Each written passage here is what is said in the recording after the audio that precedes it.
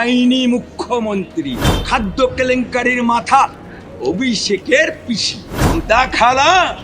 আজকে তুমি 15 বছরে বাঙ্গালকে কাঙ্গাল করে দিয়েছে। মুসলমানরা জেগেছে, মমতা বুবুর খাটিয়া খাড়া হয়ে গেছে। মাটি বাংলার বুকে আর মাটি নেই, সব তৃণমূলের দখলে চলে গেছে। এটা পুরো ঢপের কীর্তন। মমতা বুবু, মমতা খালা, মমতা আপা, এখন সেটা পাল্টে দিলাম।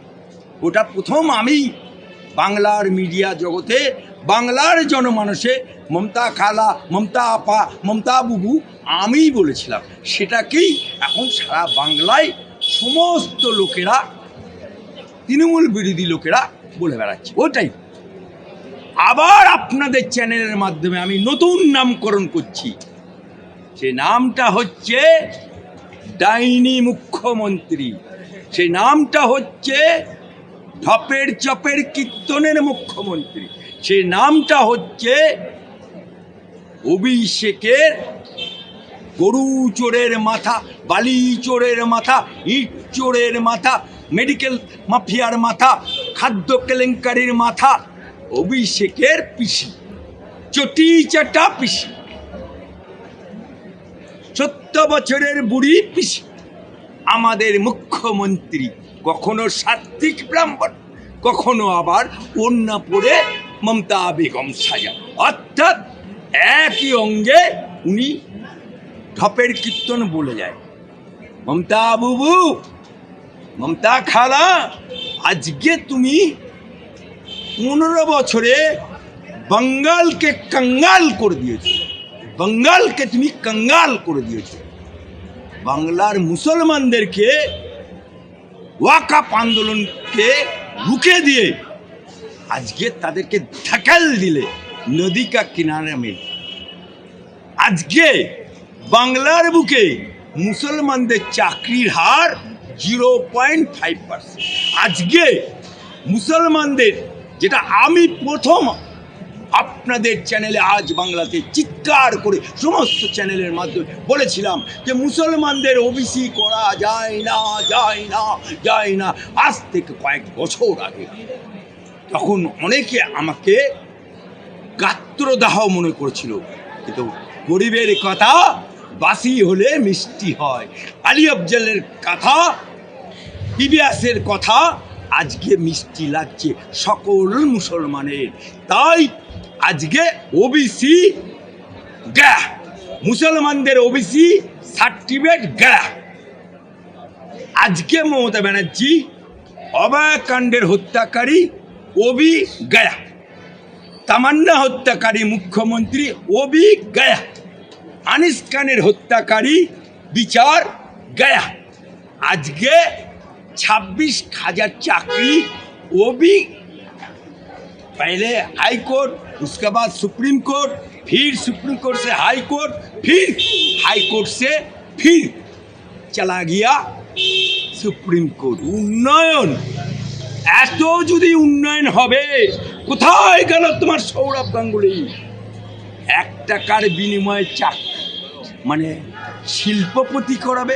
আমি প্রথম বলেছিলাম আজ বাংলাতে যে ক্রিকেটার হিসেবে সৌরভ গাঙ্গুলিকে আমি সেলাম করছি, কিন্তু এই সৌরভ গাঙ্গুলির একটা চায়ের দোকান করার ক্ষমতা নেই।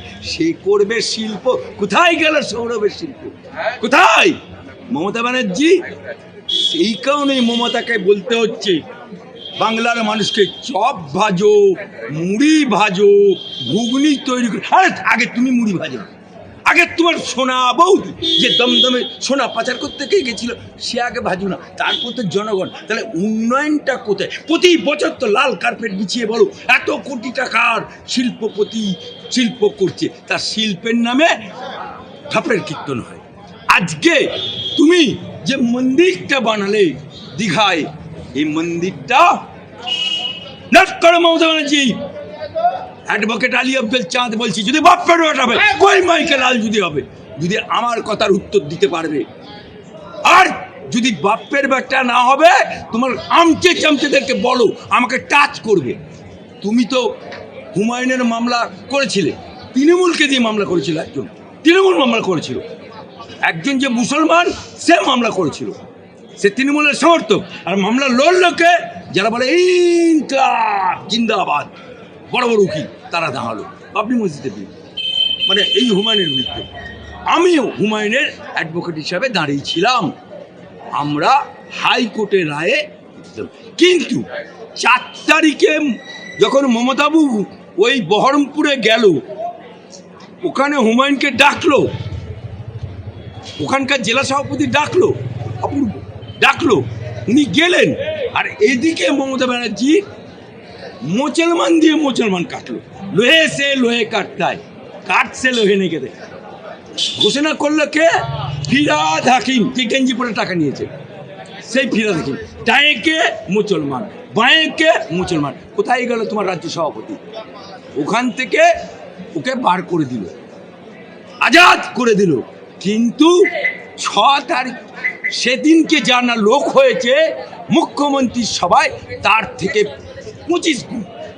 এখানে 6 তারিখে মমতা সভা করেছে, ওখানে হুমায়ুন সভা করছে, এখানে সভা করছে। যে সভাতে আমি গামছা উড়িয়ে বলেছিলাম যে হুমায়ুন আজাদ হয়ে গেছে, এখানে মমতা বাবুর সভাতে লোক নেই। কারণ সভা ভরাবে কে? সনাতনীরাও সভা ভরায় না। 5 to 7% হিন্দু ভোট পেয়েছে 21 সালে নাকড়া বলছে। তাহলে ব্রিগেড ভরাবে কে? মুসলমান। রানী রাসমণি ভরাবে কে? মুসলমান। ভোট লুট করবে কে? মুসলমান। বোম মারবে কে? মুসলমান। বোম বাঁধবে কে? মুসলমান। আর ডিম খাবে কে? দিদিমণি। ওদের কলা পাশে আছে, কলা যদি পাশে না থাকবে, 6 তারিখে হুমায়ুন ওখানে সভা করলো, তোর সভাতে লোক হলো না। কোথায় উন্নয়ন? চাকরি বামপন্থী আমলে 2% ছিল, তোমার আমলে 0.5%। তুমি তো বলেছিলে আমি 10,000 মাদ্রাসা করবো। বামপন্থী যেটা করেছে তার থেকে একটা বাড়াতে পেরেছে। বাপে চাপ। আজকে মুসলমানদেরকে জাগানোর কাজ আমি 3-4 বছর ধরে চিৎকার করে বলে আসছি।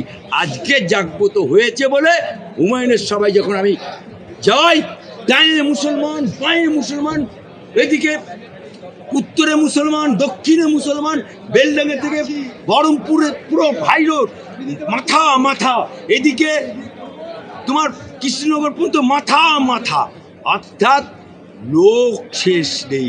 মানুষ আমাকে হাত মেলানোর জন্য দাঁড়িয়ে আছে। রাত 11টা বেজে গেছে, তবু হাত মেলানোর জন্য লোক হাইয়ের ওপর দাঁড়িয়ে আছে।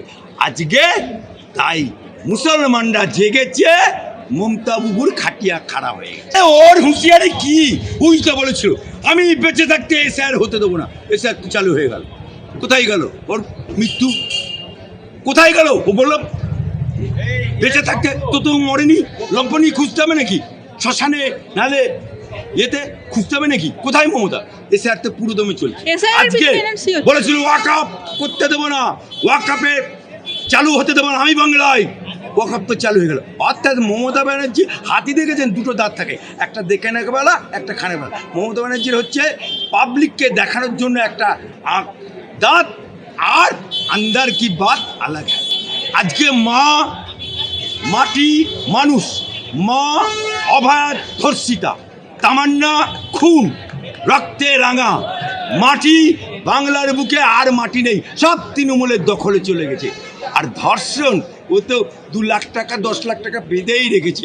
ধর্ষণ হলেই 10 লাখ টাকা, বাপের টাকা, মরলেই ধর্ষণ করে অভয়ার নালে মৃত্যুতে 10 লাখ টাকা ঘোষণা করে। হ্যাঁ, ওর বাপের টাকা। উনি মন্দির করছে দীঘাতে, যে মন্দিরটা করলো ওটা পুরী, সেই মন্দিরকে তুমি করলে। মা কাল পাহাড়ে থাকে, তাকে সমতলে নিয়ে এলো কে? মমতা ব্যানার্জি। আবার এই নিউটাউনে মুসলমানদের জায়গা, মুসলমানদের মসজিদ, সেটাকেও কেড়ে হিট করে হাতে দিয়ে বলছে দুর্গাঙ্গন করবে। লজ্জা করে না? বেহার নির্লজ্জ। 26 সাল আনে দিয়েছে। ওই দিনে বেলডাঙ্গাতে হুমায়ুন এবং আমি অ্যাডভোকেট আলী আব্দুল চান ট্রেলার দেখিয়েছি, পিকচার 26 সালে বাংলার জনগণ দেখিয়ে দেবে।